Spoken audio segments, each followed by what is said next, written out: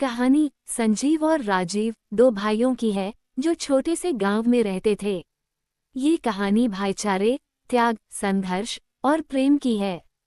संजीव बड़ा भाई था जो बहुत समझदार, जिम्मेदार और शांत स्वभाव का था। वहीं राजीव छोटा और चंचल परंतु दिल का अच्छा था। दोनों भाइयों का रिश्ता अनूठा था जिसमें एक दूसरे के प्रति गहरा सम्मान और प्रेम था। परंतु परिस्थितियां और कुछ गलतफहमियां उनके बीच दरार पैदा कर देती हैं, जिससे उनकी जिंदगी में कई उतार चढ़ाव आते हैं।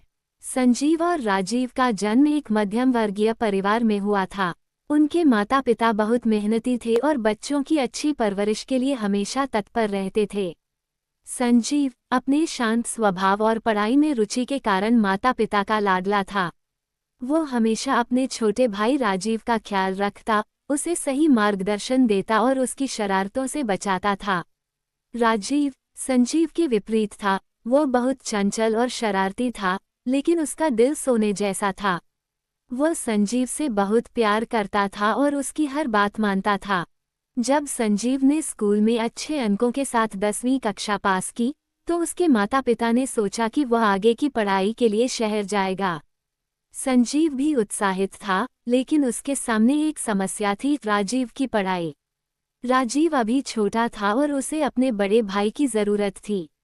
संजीव ने अपने माता पिता से आग्रह किया कि वह अभी गांव में रहकर राजीव का मार्गदर्शन करेगा, ताकि वह भी अच्छे अंकों से पास हो सके। संजीव ने गांव के स्कूल में ही दाखिला लिया और राजीव की पढ़ाई में उसकी मदद करने लगा। राजीव भी अपने भाई के मार्गदर्शन में मेहनत करने लगा।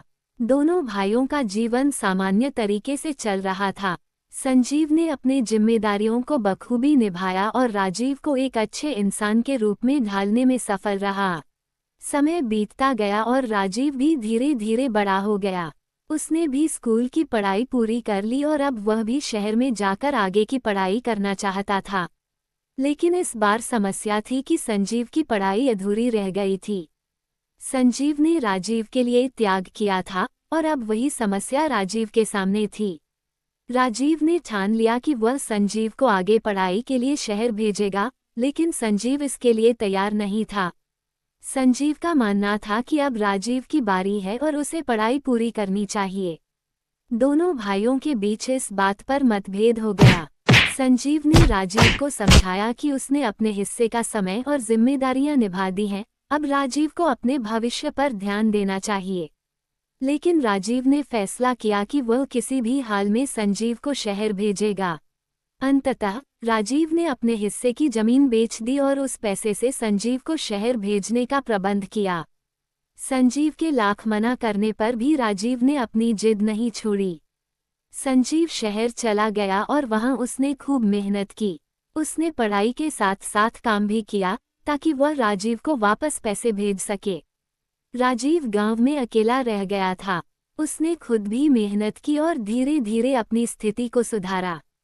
उसने खेती बाड़ी की ओर ध्यान दिया और गांव के अन्य लोगों की मदद से अपनी जमीन को फिर से खरीदा। उसने अपने मेहनत और लगन से गांव में एक छोटी सी दुकान भी खोल ली। समय बीतता गया और संजीव शहर में अपने काम और पढ़ाई में इतना व्यस्त हो गया कि वह राजीव से कम ही संपर्क कर पाता। राजीव को ये बात खलने लगी। उसे लगा कि संजीव अब उसे भूल गया है। गलतफहमियों ने धीरे धीरे दोनों भाइयों के बीच दूरी पैदा कर दी। संजीव अपनी सफलता में इतना व्यस्त हो गया था कि वह राजीव की भावनाओं को नहीं समझ पाया। उसे लगा कि राजीव अब बड़ा हो गया है और उसे किसी की मदद की जरूरत नहीं है। लेकिन राजीव के मन में संजीव के प्रति नाराजगी बढ़ती गई। एक दिन संजीव ने सोचा कि वह अचानक गांव जाकर राजीव से मिलेगा और उसे खुशखबरी सुनाएगा कि उसने अपने सारे कर्ज चुका दिए हैं और अब वह वापस गांव आकर राजीव के साथ रहेगा। लेकिन जब वह गांव पहुंचा तो उसे पता चला कि राजीव उससे बहुत नाराज है और उसने अपने हिस्से की जमीन भी बेच दी थी। संजीव को बहुत दुख हुआ और उसने राजीव से मिलने का फैसला किया। जब वह राजीव के पास पहुंचा तो उसने देखा कि राजीव ने अपने मेहनत और संघर्ष से न केवल जमीन वापस खरीदी थी, बल्कि गांव में एक नई पहचान भी बनाई थी। संजीव ने राजीव से माफी मांगी और उसे समझाया कि उसने ये सब सिर्फ उसके भले के लिए किया था। राजीव को भी अपनी गलती का एहसास हुआ और दोनों भाइयों ने फिर से एक दूसरे को गले लगा लिया।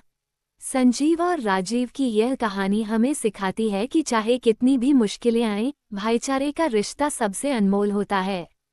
गलतफहमियों और दूरियों को समय रहते सुलझाना जरूरी है, ताकि रिश्तों में मिठास बनी रहे। संजीव और राजीव ने अपने संघर्षों और बलिदानों के बावजूद एक दूसरे के प्रति सम्मान और प्रेम को कभी कम नहीं होने दिया। यही सच्चे भाईचारे की निशानी है।